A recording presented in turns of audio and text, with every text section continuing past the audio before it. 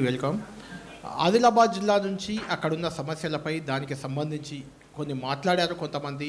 అక్కడి నుంచి సర్పంచులు మనకు కొంతమంది రియాక్ట్ అయ్యారు. ఇక్కడ కొంతమంది సర్పంచులు ఉన్నారు. క్లుప్తంగా వాళ్ళ ఒపీనియన్ తీసుకుందాం. ఆ తర్వాత మళ్ళీ మనం కంటిన్యూ చేద్దాం ప్రోగ్రామ్.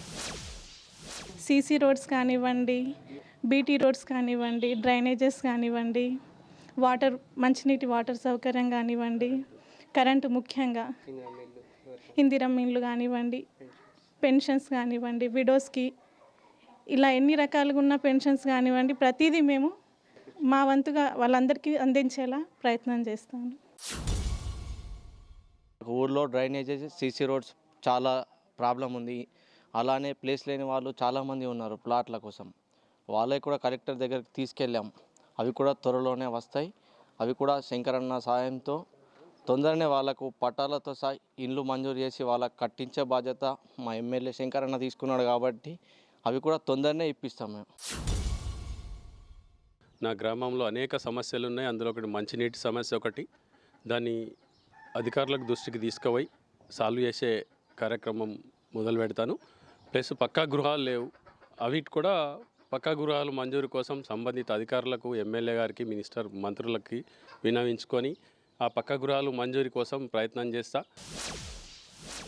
హరీష్ గారు, అక్కడ ఉన్న ఆదిలాబాద్ జిల్లా సర్పంచులతో క్లుప్తంగా వాళ్ళ ఇష్యూ, వాళ్ళ సమస్య, వాళ్ళ అభిప్రాయం వాట్ ఎవర్ ఒకసారి మాట్లాడించండి. ఎస్ కళ్యాణ్, మీరు ఎవరు మాట్లాడతారండి? ముందుగా మీ పేరు, మీ గ్రామం పేరు చెప్పి మీరు ఎవరితో మాట్లాడాలనుకుంటున్నారు, మీ అభిప్రాయం కానీ లేకపోతే మీరు ఏమైనా క్వశ్చన్ అడగాలనుకుంటున్నా కూడా మీరు అడగచ్చు.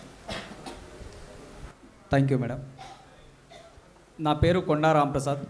మాది కుమ్రం భీం ఆసిఫాబాద్ జిల్లా, బెజ్జూర్ మండలం, తుమ్మలగూడ గ్రామ పంచాయతీ. ఇంతకుముందు సార్ మాట్లాడిన దానిలో చాలా విషయాలు గొప్పగా మాట్లాడింది సార్. గ్రామాల్లోంచి ఎన్నో సమస్యలు ఉన్నాయి. అవి కొన్ని ప్రభుత్వం దృష్టికి చేరుతున్నాయి, ఇంకా కొన్ని ప్రభుత్వం దృష్టికి చేరలేకపోతున్నాయి. అట్లాంటి అన్ని విషయాలు కూడా ప్రభుత్వం దృష్టికి తీసుకుపోవాలని చెప్పేసి గొప్ప కార్యక్రమాన్ని అధికారుల ముందే ఇక్కడ తీసుకొచ్చి వేదికని కల్పించిన 10 టీవీకి మా తుమ్మలగూడ కుమ్రం భీం జిల్లా నుంచి హృదయపూర్వక ధన్యవాదాలు తెలియజేసుకుంటున్నాను. అలాగే గ్రామాల్లో ముఖ్యంగా మంచినీటి సమస్య అనేది ముఖ్యంగా ఉంది సార్.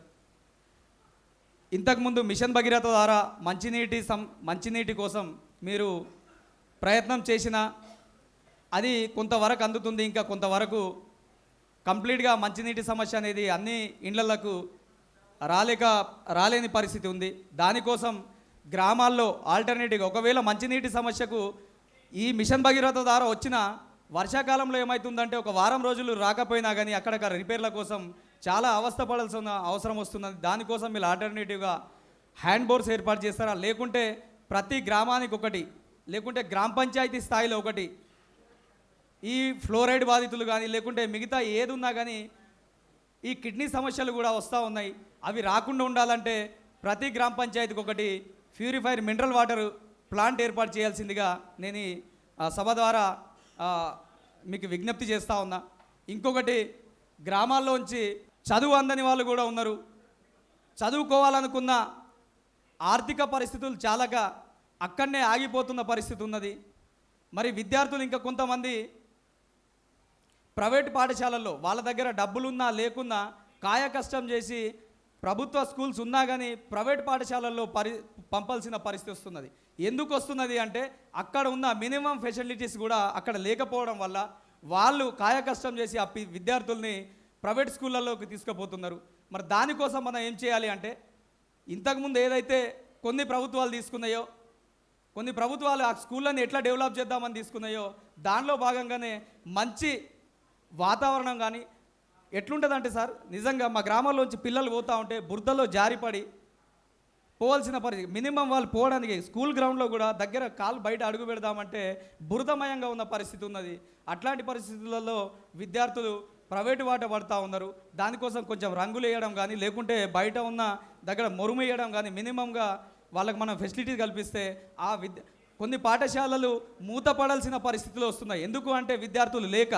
ఈ గ్రామాలు అభివృద్ధి చేయడానికి, గ్రామ పంచాయతీలు అభివృద్ధి కావడానికి కొన్ని భవనాలు వస్తాయి. అది గ్రామ పంచాయతీ భవనం కానీ, అంగన్వాడీ సెంటర్ కానీ, ఇంకేదైనా వచ్చినా మా దగ్గర మెయిన్గా రాష్ట్ర వ్యాప్తంగా 2 లక్షల మంది రైతులు ఏదైతే సమస్య పడుతున్నారో, ముఖ్యంగా కుమ్రం భీం ఆసిఫాబాద్ జిల్లాలో ఏమైంది ఉందో రిజర్వ్ ఫారెస్ట్ అని చెప్పేసి మమ్మల్ని ఇండ్లు కూడా కట్టనీయలేని పరిస్థితి ఉంది. అది ఇందిరమ్మ ఇండ్లు మీరు ప్రభుత్వం ద్వారా ఇచ్చినా, లేకుంటే ఏదైతే ఈ ప్రభుత్వ భవనాలు ఉన్నాయో ఆ ప్రభుత్వ భవనాలు కట్టడానికి ఇచ్చినా కానీ అక్కడ వచ్చి ఫారెస్ట్ వాళ్ళు అడ్డుకునే పరిస్థితి ఉందా సార్? ఆ కన్స్ట్రక్షన్ చేయలేని పరిస్థితి ఉన్నది. కాబట్టి దయచేసి ప్రభుత్వం ఏదైతే కూడు నీడు గుడ్డ అది కావాల్సిన ప్రాథమిక హక్కులు ఉన్నాయో దాన్ని కన్స్ట్రక్షన్ చేయాల్సిందిగా మీరు ఫారెస్ట్ అధికారులకు మీరు కొంచెం విజ్ఞప్తి చేయాల్సిందిగా మీకు రిక్వెస్ట్ చేస్తూ ఉన్నా. అలాగే చదువుకోవడానికి మినిమం లైబ్రరీ, ప్రతి గ్రామ పంచాయతీకి ఒక లైబ్రరీ ఏర్పాటు చేస్తే, ఇంతకుముందు అయితే ఏదైతే ఉద్యమకారులు అదంతా చేసి మనకు మేధావి వర్గం ముందుండి వచ్చిందో ఆ మేధావి వర్గం అంతా గ్రామాల నుంచే వస్తుంది. కాబట్టి మీరు దానికి బాటలేయాల్సిందిగా మీ అందరినీ రిక్వెస్ట్ చేస్తూ ఉన్నా. ఇంకొకటి సార్, చిన్న సమస్య, రోడ్లు సార్. ముఖ్యంగా మీరు అది ఇంతకుముందు 6 ఫీట్స్ రోడ్స్ ఇచ్చిండు. మరి ఆ 6 ఫీట్స్ రోడ్ అంటే 2 బండ్లు ఎడ్ల బండ్లు వచ్చినా పోలేని పరిస్థితిలో ఉంది. కాబట్టి దాన్ని 9 ఫీట్స్కి తీసారా? దానికంటే ముందు 12 ఫీట్స్ రోడ్ ఇస్తే ఇంకా చాలా సంతోషిస్తాం సార్. ఇంకొకటి సార్, దానిలో భాగంగానే ఈ దేశానికి పట్టుకొమ్మలు ఏదైతే అంటున్నామో గ్రామాలు, ఆ గ్రామాలలో చాలామంది రైతులే ఉన్నారు సార్. ఆ రైతులు ఎడ్ల బండ్లు పట్టుకొని పోయి పొలాలు పోవాలంటే ఆ ఎడ్లు దాంట్లోనే కూరుకొని పోతున్నాయి సార్. నలుగురు తీసుకొని పోయి ఎడ్లని లేపి పైకి తీయాల్సుకునే పరిస్థితి ఉన్నది. కాబట్టి అప్రోచ్ రోడ్స్, మనం ఏదైతే పొలాలలో పోతున్నామో ఆ పొలాలకు అప్రోచ్ రోడ్స్ మొరుము వేస్తారో, లేకుంటే చిన్న చిన్న ఆ కలవట్లు వేసి తప్పకుండా ఇది ఒకటి చేయండి సార్. ఏది చేసినా చేయకుండా రైతుల్ని కాపాడుకోవాల్సిన బాధ్యత మనపై ఉంది. కాబట్టి ఏదైతే కనెక్టివిటీ కోసం ఆ పొలాలకు కనెక్టివిటీ కోసం ఆ మొరుము రోడ్లు వేయాల్సిందిగా మీ అందరిని రిక్వెస్ట్ చేస్తా ఉన్నా sir. Thank you very much. Next మిగిలిన ధన్యవాదాలు మాట్లాడొచ్చు ఆదిలాబాద్ జిల్లా నుంచి. ఈ రోడ్ల సమస్యలు సార్, కొంచెము రోడ్ల సమస్యలు ఉన్నాయి మాకు, వాటర్ సమస్యలు, ఇందిరమ్మ ఇల్లు కూడా కొంచెం బిల్లులు రావట్లేదు సార్. ఓకే బిల్లులు వచ్చేటట్టు చేయండి సార్. రైట్ అమ్మా, థ్యాంక్ యూ అమ్మా.